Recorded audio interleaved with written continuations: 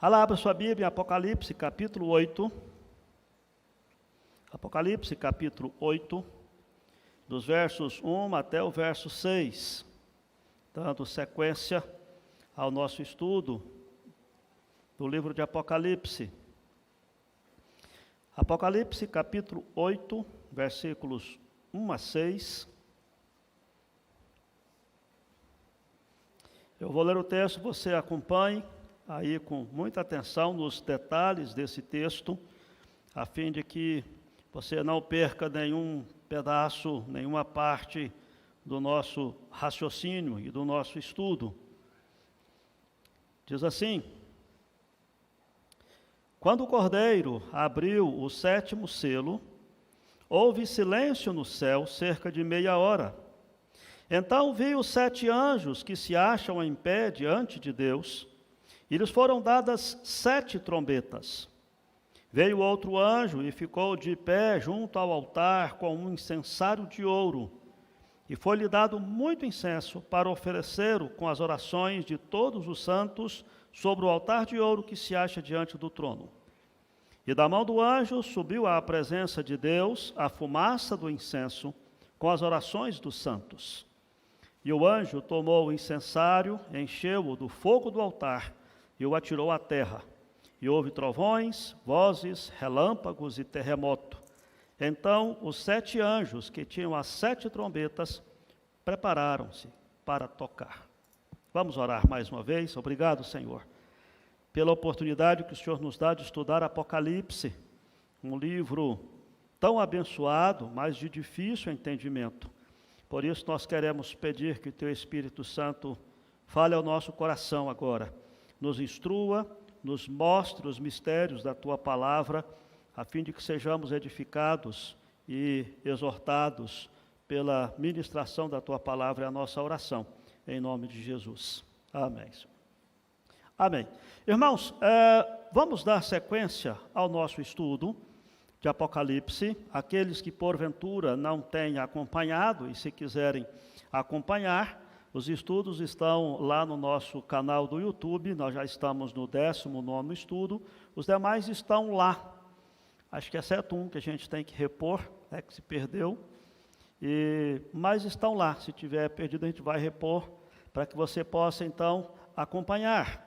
Nós estamos estudando Apocalipse. Coloca o próximo slide, por favor. Vamos ver se nós conseguimos caminhar aqui com esse slide, enquanto tem energia.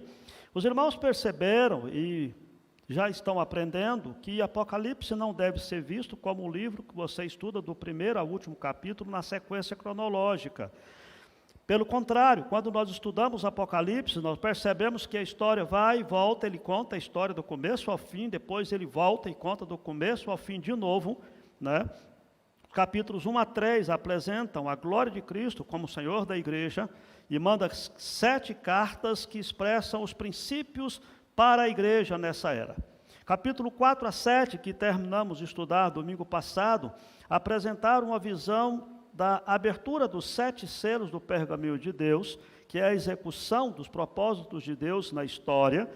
E depois que se abre o 6º selo, capítulo 6, versículo 12 em diante, ele faz um parêntese no capítulo 7, antes de abrir o 7º selo, e mostra a igreja na terra, que é selada pelo Espírito Santo, selada por Deus, e mostra a igreja no céu, que glorifica a Deus, como nós estudamos domingo passado.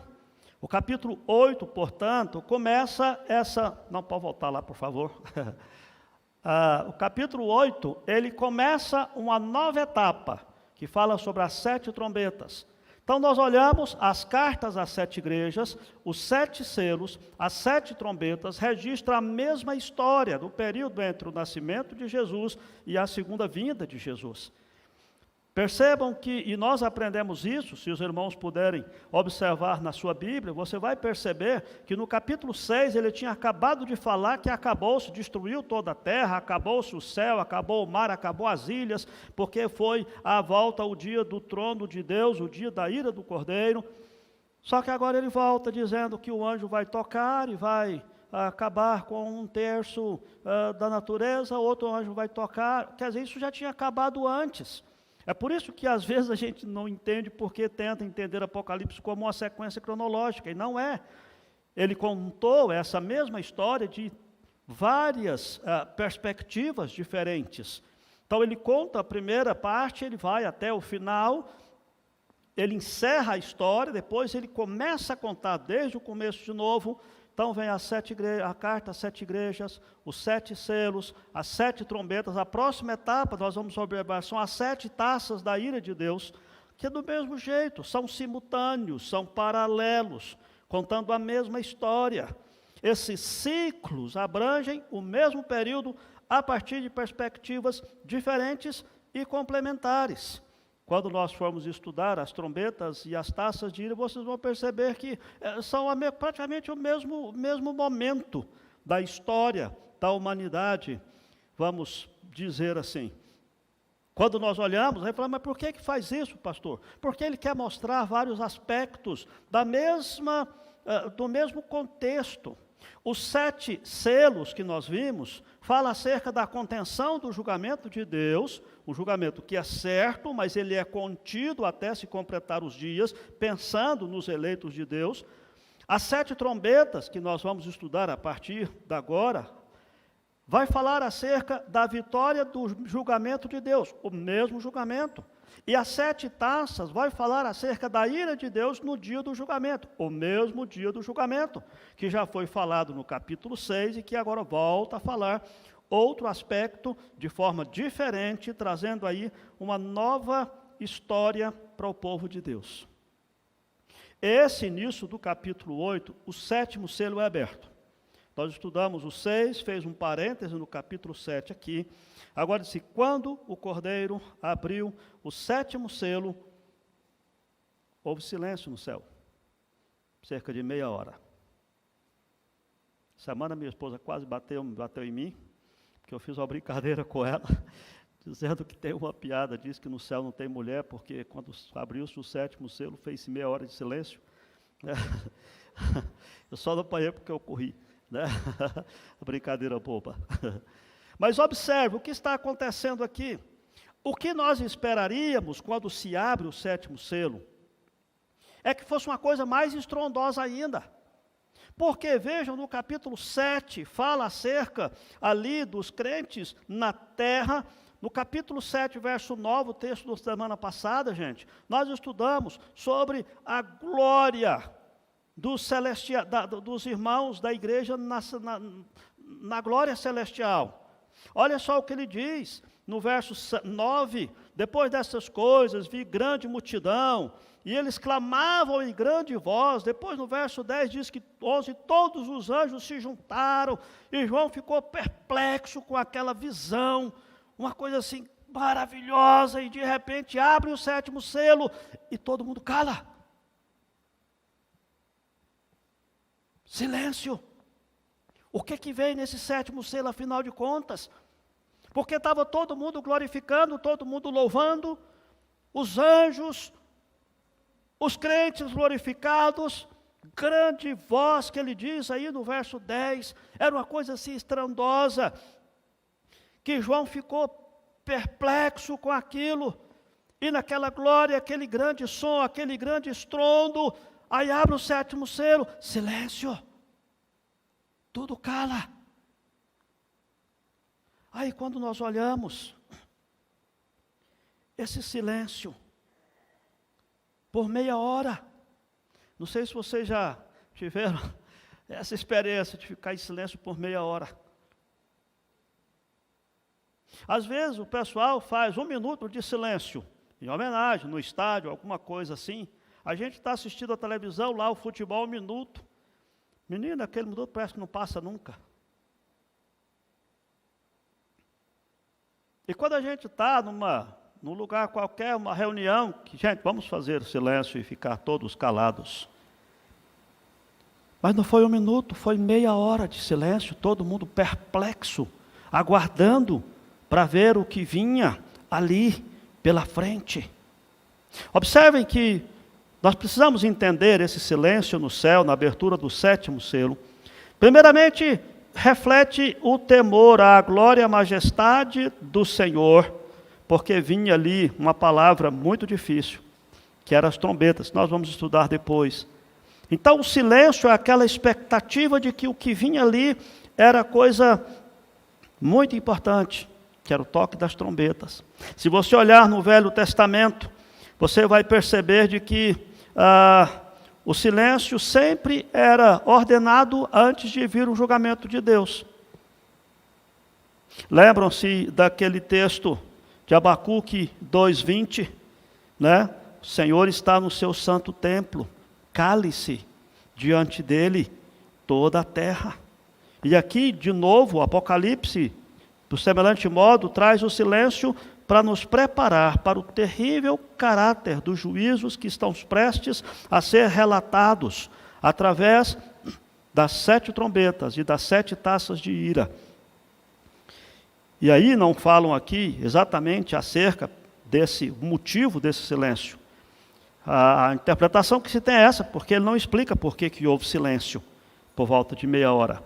Mas a ideia é essa, parece que o pergaminho, como nós vimos lá, né, era um pergaminho com 7 selos, e naquela visão tirou-se o primeiro selo, aconteceu uma coisa, até no 6º selo, acabou tudo, e todo mundo glorificando e louvando, de repente quebra o 7º selo e todo mundo cala. O que vem agora?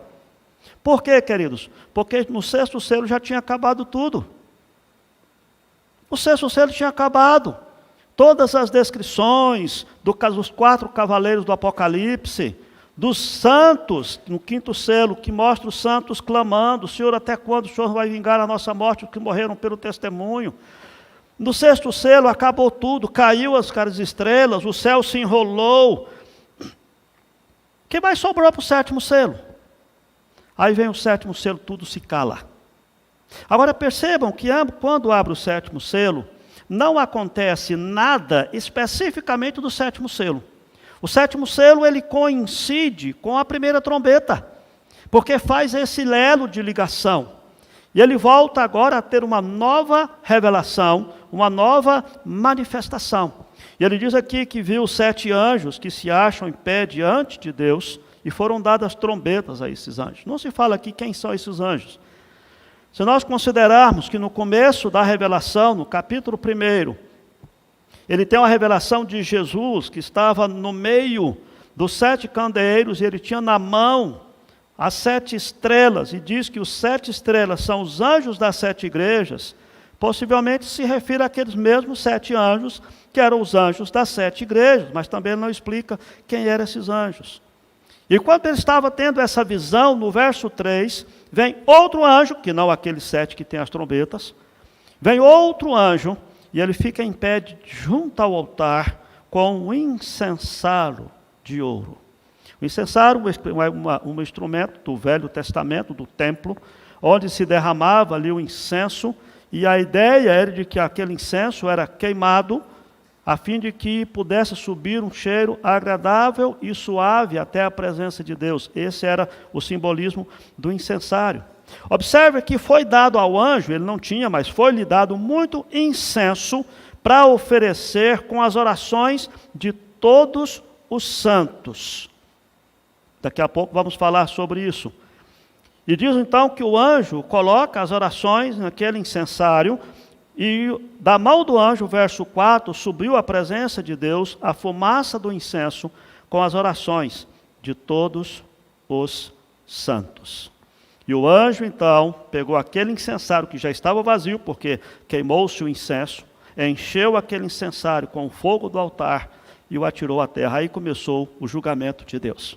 Aí fala aqui acerca de que houve trovões, vozes, relâmpagos e terremoto, que ele já tinha falado antes acerca do grande dia da ira de Deus, que viriam todas essas coisas. Ele volta para explicar aquela história lá, de que quando houve essas manifestações de trovões, relâmpagos e terremotos, é porque houve essa manifestação também desse derramar das brasas do altar sobre a terra. E aí então ele diz que quando aconteceu isso, os 7 anjos que tinham as 7 trombetas prepararam-se para tocar. Quem sabe colocaram-se. João estava tendo uma visão, ele viu, e talvez os anjos estivessem com as trombetas apostos, e de repente eles se ficam e se preparam para tocar. E quando cada anjo tocava a sua própria trombeta, alguma coisa acontecia, que é o que nós vamos ver mais à frente. Então vamos voltar agora ao texto, para nós pensarmos acerca de algumas coisas importantes para a nossa vida, principalmente com relação à nossa vida ou às orações dos santos. Esse é o resumo do estudo anterior, quando falamos sobre a visão dos glorificados, que mostrou o nosso destino final, a nossa libertação do pecado de forma final e definitiva, não teremos mais influência do pecado sobre nós, e a nossa moradia final, que é na presença de Deus, tendo o próprio Jesus como nosso pastor a nos apacentar e a cuidar de nós. Hoje nós vamos aprender desse texto algumas coisas importantes acerca da oração dos cristãos e os propósitos de Deus. Vamos lá, vamos tirar algumas lições desse texto. A primeira lição que nós tiramos desse texto é que a oração dos cristãos é um meio pelo qual Deus cumpre os seus propósitos na história. Deus cumpre os seus propósitos na história, mas as orações dos cristãos têm um papel importante no cumprimento desses propósitos. É preciso que a gente pense nisso, porque Deus revela a força do seu vínculo de aliança com o seu povo, voltando a sua atenção às nossas orações. Primeiro ele envia um anjo para oferecer as orações dos santos, e só então, usando o próprio recipiente que o anjo usou para elevar essas orações, ele então lança o julgamento ardente sobre o mundo. Perceba que antes de mandar o julgamento, ele primeiro ouviu as orações dos seus santos. Tem um papel importante na oração, queridos. Nós, cristãos, nós tendemos a confiar na nossa própria atividade. Nós tentamos nos esforçar para lutar contra o pecado e o mal. Nós tentamos fazer de tudo. Nós tentamos participar ativamente das coisas do reino de Deus. Nós sempre nos esforçamos por andar na presença de Deus, e isso não é errado. O grande problema é quando nós negligenciamos o recurso mais importante dessa história, que é a nossa vida de oração, que é a nossa oração. Percebam que a ideia bíblica de guerra espiritual não é uma coisa onde nós vamos agir, mas exatamente coloca a ação do homem em segundo lugar. Em primeiro lugar vem a ação de Deus. Eu me lembro aqui de um exemplo que posso citar, depois você pode conferir na sua Bíblia. Isaías capítulo 37, tem uma história lá de Ezequias e Senaqueribe. Senaqueribe era o general do exército inimigo que cerca Jerusalém, e Ezequias estava dentro da cidade sitiada, e Senaqueribe então chega para Ezequias e manda uma carta para ele. A carta, Senaqueribe diz assim, e diz a palavra que Ezequias pegou a carta e leu a carta primeiramente. A carta está escrita assim: Ezequias, a cidade tal tem um Deus tal, nós derrubamos. A cidade tal tinha um Deus tal, nós arrasamos. A cidade tal tinha um Deus tal, nós queimamos. Nós conquistamos todas as cidades, independente de quem era o Deus deles. Por que você está achando que o seu Deus vai te livrar? Naquele momento, diz o texto, depois você confere, que Ezequias pega a carta, ele leva a carta até a presença do altar, lá no altar de Deus, e diz que ele coloca a carta sobre o altar. Como se ele dissesse assim: Senhor, a carta foi entregada errada, ela é para o Senhor. Porque ele está desafiando ao Senhor, não é a mim. Essa ideia de que nós vamos colocar no altar de Deus, na presença de Deus, as nossas lutas, as nossas petições, as nossas súplicas, precisa ser a primeira coisa. Depois nós partimos para a luta. A consagração da nossa vida em oração precisa ser a primeira coisa que nós possamos fazer em qualquer luta que nós tivermos. Você está com seu casamento aí meio trincado, nossa, eu tenho que melhorar, eu tenho que tratar melhor minha esposa, eu tenho que cuidar melhor dos meus filhos, eu preciso investir, eu preciso ser mais romântico, e precisa mesmo, pode fazer isso, né? Mas antes de tudo, quebrante o seu joelho aos pés do Senhor e coloque seu casamento na presença de Deus. Seus filhos estão te dando trabalho demais? Seus filhos estão rebeldes? Ah, pastor, está, eu preciso dar um jeito, preciso dar uma surra no menino, eu preciso ser mais enérgico, ter mais disciplina, ter mais pulso, eu preciso controlar melhor, talvez até tenha mesmo. Mas antes de tudo, se aproxime do altar de Deus e coloque diante de Deus os seus filhos. Senhor, meus filhos estão rebeldes. Ore por eles. A sua guerra espiritual, ela começa com a oração, tem que ser aí. Está passando por crise financeira? Está passando por dificuldades nos relacionamentos? O que é que você pode? Tem muita coisa que você pode fazer. Mas antes de fazer, vá para a bendita hora de oração. Colocando na presença de Deus, oferece ao Senhor a oração. Veja, irmãos, a soberania de Deus e a oração, elas nunca estão em desacordo, porque Deus é soberano até sobre a oração do seu povo e as respostas dessa oração. A soberania de Deus já é uma manifestação de Deus de acordo com a vontade dEle. É por isso que a negligência na oração é uma das grandes calamidades e falhas, tanto na vida da igreja de hoje quanto dos cristãos. Quantas vezes nós falamos acerca dessa ideia de que minha vida espiritual está assim, né, meio fraca e tal, eu estou assim meio desanimado na fé. A oração é o alimento da alma. É óbvio, quando nós não nos alimentamos. Agora vejam, a palavra está dizendo aqui, de que essa visão do sétimo selo deixa claro que não apenas nossas orações chegam até a presença de Deus, mas que elas fazem uma diferença decisiva na história da nossa vida de acordo com a vontade de Deus.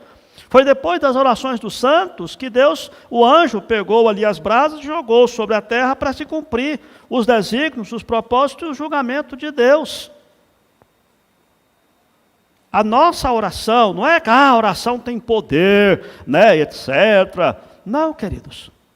Não é nesse sentido de que a oração tem, porque quem tem poder é Deus. Nós vamos até a presença de Deus poderoso em oração, depositamos diante dele as nossas petições, as nossas súplicas, as nossas ações de graças,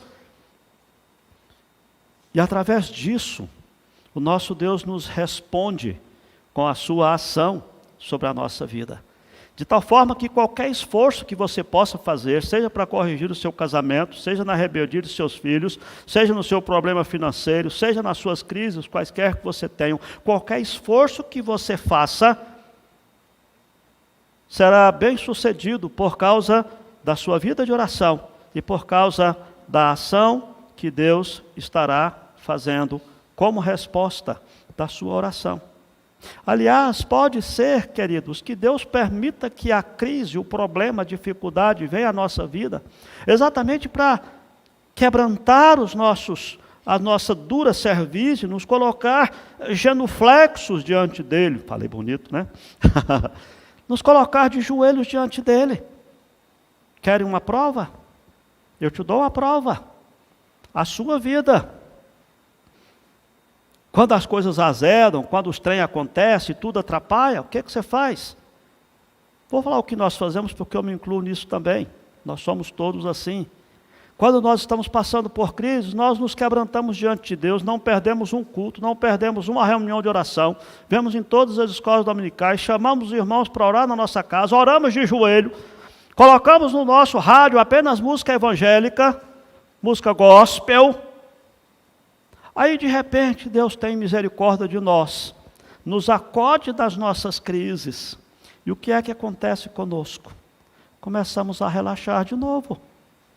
A gente já não estuda mais a Bíblia com tanto afinco, já não vem na igreja com tanta frequência, a gente já fica um pouquinho mais mole, né? Der um pouco mais de de relaxo, já não participamos mais das reuniões de orações com tanto fervor, já não colocamos o joelho no chão mais, entramos no carro, já ligamos o rádio lá do carro, numa rádio qualquer, e passamos a ouvir o tipo de música.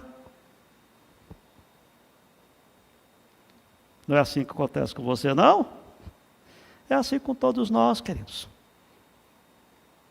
E às vezes, quando nós passamos por momentos que nós nos afastamos de Deus, pode ser que uma manifestação dessas brasas que Deus tira do altar e lança sobre a terra, pode ser que alguns tiçãozinhos dessas brasas, Deus permite que caia sobre a nossa vida, para nos trazer de volta à consagração, para nos trazer de volta à comunhão com Ele. Foi isso o sentido, foi esse o sentido do cativeiro babilônico de 70 anos. Por que que Deus permitiu? E Deus não só permitiu, mas no Jeremias 29 diz que Deus, Ele que levantou a nação contra o seu povo, para que seu povo for levado cativo.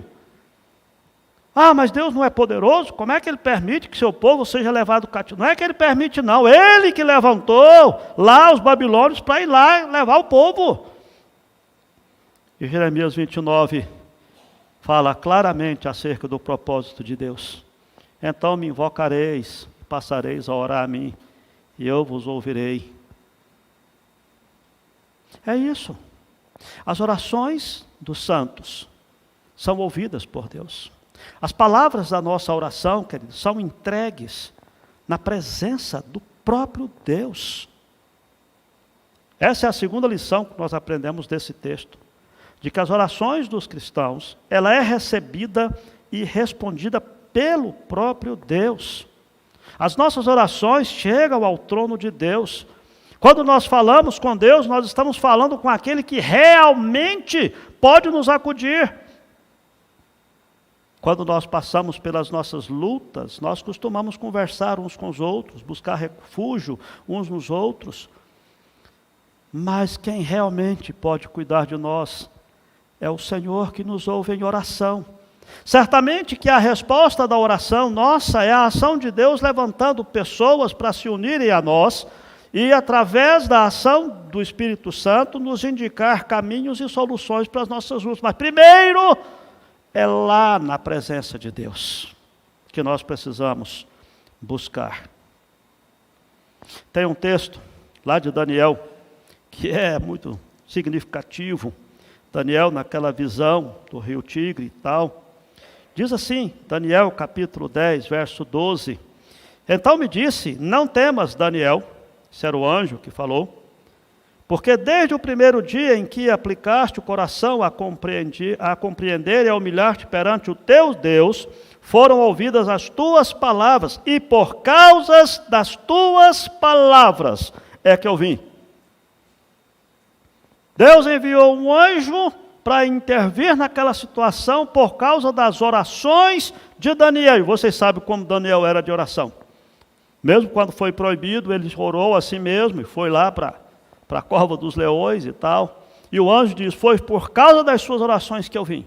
E tem uma coisa significativa no verso 13, que continua dizendo assim, mas o príncipe do reino da Pérsia me resistiu por 21 dias, porém Miguel, um dos primeiros príncipes, veio para ajudar-me e eu obtive vitória sobre os reis da Pérsia. O que esse texto está nos ensinando?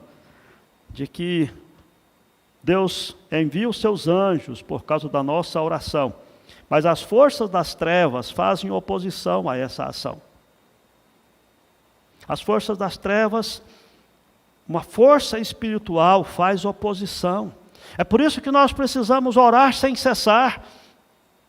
É por isso que nós precisamos considerar o que está acontecendo. Por quê? Exatamente porque há um propósito na oração nossa, e a oração do povo de Deus faz uma grande diferença na história do mundo e da humanidade.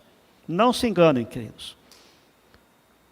Lembrem-se de que quando Deus quis destruir Sodoma e Gomorra, a palavra que Abraão falava, Senhor, mas o Senhor vai destruir a cidade, e se tiver justo lá, Deus diz, eu não destruo. Se tiver 50, se tiver 30, 20, 10, Deus disse: jamais destruirei o justo com o ímpio. Mas naquela cidade não tem. Os poucos que tinham era a família de Ló. O anjo tirou e Deus destruiu a cidade. As nossas orações fazem diferença. É por isso que nós precisamos orar uns pelos outros e orar também pessoalmente. Agora percebam. Pastor, mas para que esse negócio de incenso? O que é incenso, afinal de contas? Ora, o incensário era um objeto de ouro que o sacerdote jogava ali um incenso na hora de proferir as orações lá nos sacrifícios do Velho Testamento. E aquele incenso, ele era queimado, ele subia uma fumaça, simbolizando de que a ação que os homens faziam subia até a presença de Deus com aroma suave. O que está acontecendo aqui, ele está explicando algo semelhante. Foi dado incenso ao anjo, as orações dos santos foram colocadas no incensário junto com o incenso, e o verso 4 diz que a fumaça do incenso com as orações subiram até a presença de Deus. É um simbolismo, queridos. Lembre-se que Apocalipse é um simbolismo.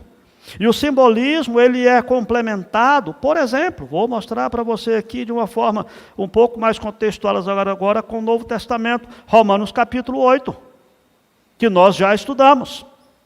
Diz assim: também o Espírito Santo semelhantemente nos assiste em nossa fraqueza, porque não sabemos orar como convém, mas o mesmo Espírito intercede por nós sobremaneiras, com gemidos inexprimíveis, e aquele que sonda os corações sabe qual é a mente do Espírito, porque segundo a vontade de Deus é que o Espírito intercede pelos santos.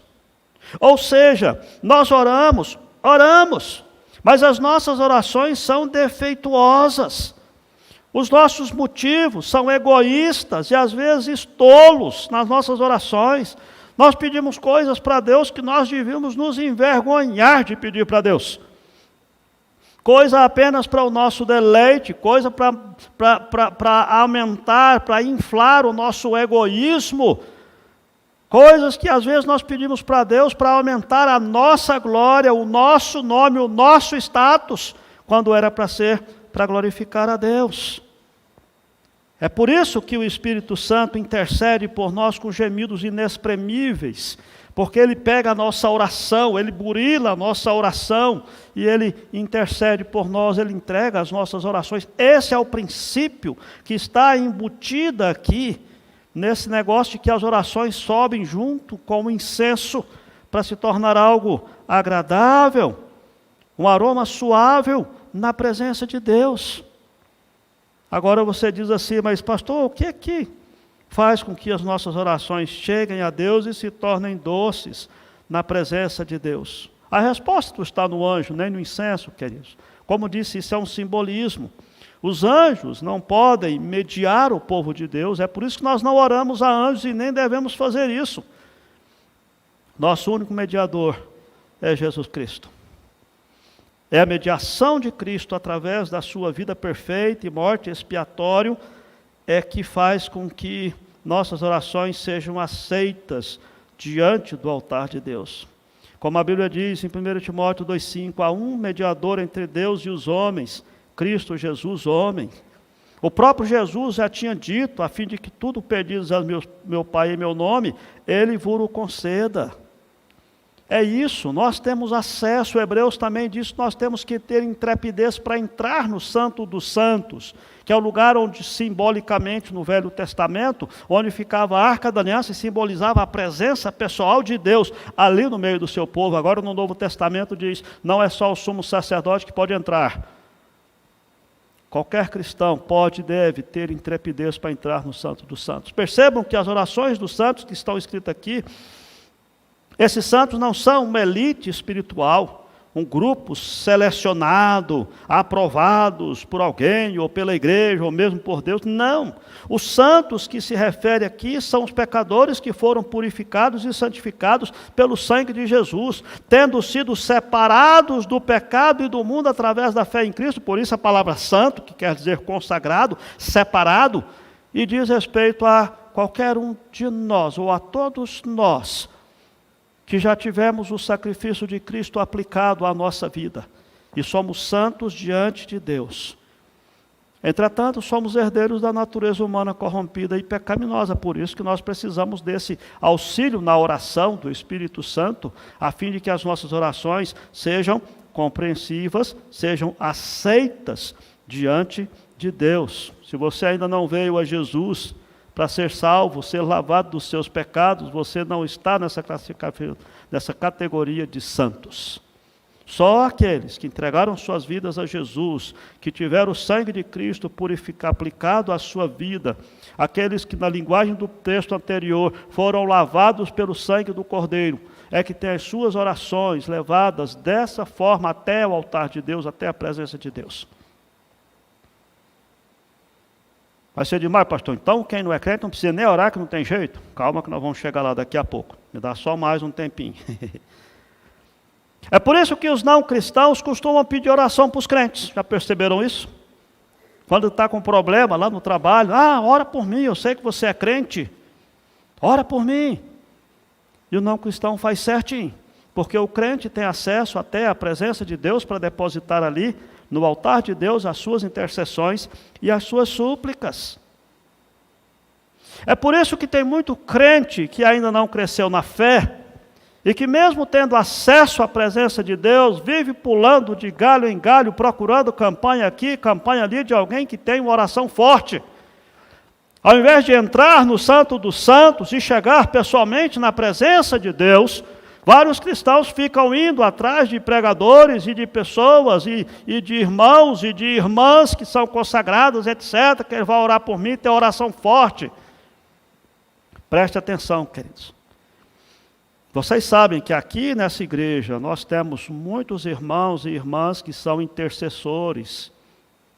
Eu tenho intercessores específicos e especiais, que chegam para mim e falam: filho, eu estou na retaguarda de oração.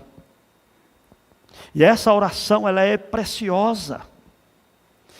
Mas isso não me impede e nem me isenta de eu mesmo entrar na presença de Deus, entrar no Santo dos Santos, chegar lá diante da presença de Deus.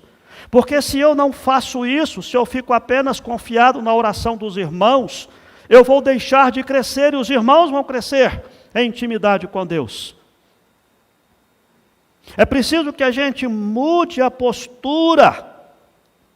Lembrar que o cristão mais simples, cada um dos santos que ora em nome de Jesus, confiando na sua morte pelo pecado, no seu reinado eterno no céu, para representá-lo diante de Deus, pode ter certeza que as orações serão ouvidas, serão valorizadas por Deus e serão respondidas de acordo com a vontade de Deus, porque muitas vezes nós pedimos coisas que não faz parte da vontade de Deus, e Deus faz questão de não nos responder, porque sabe que não será bom para nós. Lembra-se daquela ilustraçãozinha, historiazinha que a gente usa, da criança que pede uma faca para o pai, e o pai sabe que a criança não pode brincar com faca, e o filho fica revoltado com o pai. A criança fala: meu pai é muito mal para mim, eu queria uma faca para descascar uma laranja, e meu pai é mau, não me deu a faca. E a criança vai para lá aborrecida, de repente o pai chega com a laranja descascada. Fala: toma, filho, a laranja.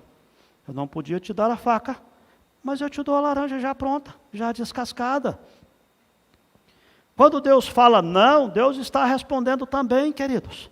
Deus não responde apenas quando fala sim. Quando Deus fecha uma porta, isso é resposta de Deus.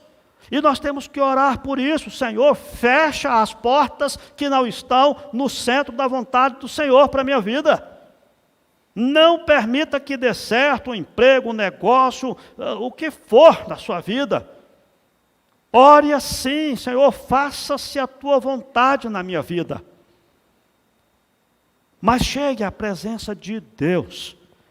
Chame os seus irmãos, a comunhão dos santos.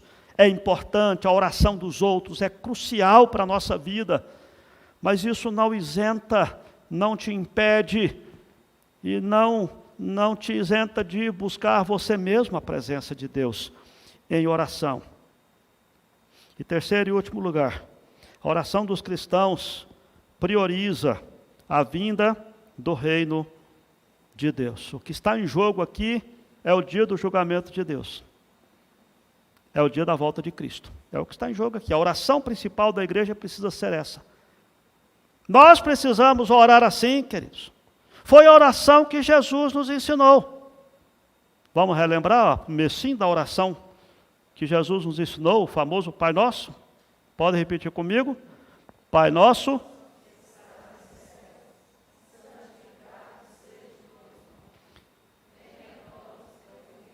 Seja feita a tua vontade. Pois é, depois desse pedacinho é que você fala o pão nosso de cada dia, nos dai hoje. Primeiro é, Pai nosso que estás no céu, santificado seja o teu nome. A minha vida é toda para santificar o teu nome. Primeiro nós falamos, venha o teu reino, faça-se a tua vontade. Depois que eu vou pedir o pão nosso, depois que eu vou pedir o perdão dos pecados. Primeiro isso, essa é a ideia que nós vemos aqui, de um momento quando faz-se um silêncio no céu, e vem as orações dos santos, e Deus então, em resposta à oração dos santos, determina que o anjo tome o incensário, encha do fogo do altar e atire sobre a terra, que é para poder chegar o dia do julgamento de Deus, e vir e se estabelecer plenamente o reino de Deus. Obviamente que essa oração para que o reino de Cristo venha é através da disseminação do Evangelho, é através da pregação do Evangelho, que nós aprendemos isso na Bíblia toda, é através da obediência dos crentes, é através do testemunho dos crentes, o meu e o seu testemunho. Essa precisa ser a grande oração da igreja. Nós somos encorajados sim a orar por nossas próprias necessidades, pelos nossos irmãos, pelos nossos amigos e vizinhos. Pela disseminação do Evangelho precisa ser a nossa oração principal. Nós precisamos orar pelos pastores, pelos missionários, porque eles estão na linha de frente da pregação do Evangelho. As coisas referentes ao reino de Deus precisam ter prioridade sobre as coisas referentes à minha própria vida, queridos. Primeiro, venha a nós o teu reino, seja feita a tua vontade. Essa é a oração que Deus vai responder. Eu queria concluir trazendo aqui duas rápidas aplicações. A primeira aplicação, quero voltar à questão que já falei agora há pouco. Como é que fica a oração dos não crentes, pastor? Se a oração dos santos é levada diante de Deus, e aquele que não é crente, ele não precisa nem orar? Não é assim. E quero pedir que você olhe rapidamente comigo, Atos capítulo 10, quando tem a história de Cornélio. Cornélio era um homem centurião, era um homem não judeu, um gentio, mas diz a palavra que ele era piedoso e temente a Deus, verso 2, Atos 10, 2, e fazia muitas esmolas ao povo e de contínuo orava a Deus. Um não crente que orava a Deus. Agora observe que quando Deus responde a oração, está no verso 4, porque ele tem uma visão que Deus responde, um anjo de Deus se aproxima dele e diz assim, Cornélio, este fixando nele os olhos e possuído de temor, perguntou, o que é, Senhor? E o anjo lhe disse, as tuas orações e as tuas esmolas subiram para a memória diante de Deus. Agora envia mensageiros a Jope e manda chamar Simão, que tem por sobrenome Pedro. Só até aqui. Qual é o efeito, qual o propósito da oração de um não crente? Vamos lembrar, queridos, que um não crente pode orar a Deus? Pode. Mas a resposta da oração de Deus para um não crente é o envio do Evangelho. É a pregação do Evangelho. Por isso chama Simão. Os irmãos depois foram ler o texto, vai perceber que Simão chegou lá, Pedro chega diante dele, prega a palavra e toda a família se converte. Então não é que a oração do não crente não tenha nenhum efeito no sentido diante de Deus. Mas ela é diferente da oração do crente, porque a oração do crente é pegada pelo Espírito Santo, trabalhada e depositada direto na presença de Deus, que responde. O não crente, quando ele busca a presença de Deus, e ele busca. As pregações do apóstolo Paulo mostram isso, que as pessoas estão tateando, como se querendo achar a Deus, mas não conseguem. Por isso eles fazem imagens de adoração. Por isso que eles adoram o sol, a lua, as estrelas. Por isso que eles criam alguma coisa, ou como os indianos fazem, adoram a vaca. Tudo isso é manifestação de um coração desesperado tentando achar a presença de Deus. Mas a resposta de Deus, sabe qual é? É tocar no meu e no seu coração, para que, como Pedro fez, nós possamos ir lá pregar o Evangelho para eles. Essa é a resposta de Deus. É por isso que nós sustentamos missionários. Para que nós vamos mandar um missionário lá para o Afeganistão, no meio daquela turbulência toda, queridos? Porque lá tem gente procurando a Deus sem encontrar. E Deus envia os seus mensageiros, os seus servos, para pregar o Evangelho como resposta a essa ansiedade do coração do homem, porque não há possibilidade de alguém ser salvo a não ser através de Jesus, por mais religioso que seja. É por isso que nós falamos aos amigos, todos, seja católico, espírita ou evangélico, mas que tem um estilo de vida, que tem uma vida que não tem a intercessão de Jesus, não tem o quebrantamento que vem de Deus. Gente, não há possibilidade de salvação fora de Jesus. Ah, mas o camarada é religioso, vive orando, vive fazendo as suas preces. É um católico devoto, é um espírita bom, que vive fazendo as preces, elevando o seu pensamento em oração. Tá bom, mas a resposta da oração deles é você que é crente, que vai lá falar do Evangelho para eles. Estão procurando a Deus, tateando e não estão achando. É preciso que os mensageiros de Deus, nós, possamos ir. É por isso que nós insistimos, por exemplo, para que você seja dizimista. Porque não tem como um missionário ser enviado lá para a Índia ou qualquer outro lugar sem recursos financeiros para que ele possa se dedicar ao Evangelho. E os recursos financeiros vêm da igreja através dos nossos dízimos e ofertas. Só a igreja presbiteriana, nós sustentamos, como igreja, não vou nem dizer as igrejas locais, mais de 200 missionários do Brasil e em torno de uns 80 ou 100 missionários no exterior, fora as igrejas locais, fora as igrejas irmãs, Assembleia, Batistas, Cristã Evangélica, as igrejas irmãs todas que também enviam missionários. É assim que Deus faz, porque as orações dos não crentes são ouvidas através da pregação do Evangelho. E se você não tem convicção disso, que está aqui conosco, nos assistindo, saiba que Deus ouve as suas orações, trazendo você aqui nessa igreja para ouvir isso que eu estou lhe dizendo agora, para que você se quebrante diante de Deus, e como resultado das suas preces e orações, venham tempos de refrigério à sua vida, Deus converta o seu coração, quebrante a sua dura cerviz e salve a sua alma. Essa é a primeira aplicação para aqueles que não são crentes. E a segunda aplicação, queridos, é sobre a oração dos santos. Eu sei que nós somos fracos, eu sei que nós somos pecadores, eu sei que muitas vezes nós erramos até na oração, queridos. Mas a gente não pode abrir mão desse privilégio de nos aproximar diretamente na presença de Deus e ali colocar diante dele as nossas orações e súplicas e saber que o Espírito Santo vai nos ajudar nessa tarefa, vai limpar a nossa oração, vamos assim dizer, vai interceder por nós diante do Pai, para que as nossas orações sejam aceitáveis na presença de Deus, e Ele nos ouça, e Ele responda, segundo a boa vontade dEle, que é perfeita, que é boa e que é agradável. Que Deus abençoe a sua vida e quem sabe você possa ter uma atitude diferente na sua vida espiritual, na sua vida de oração.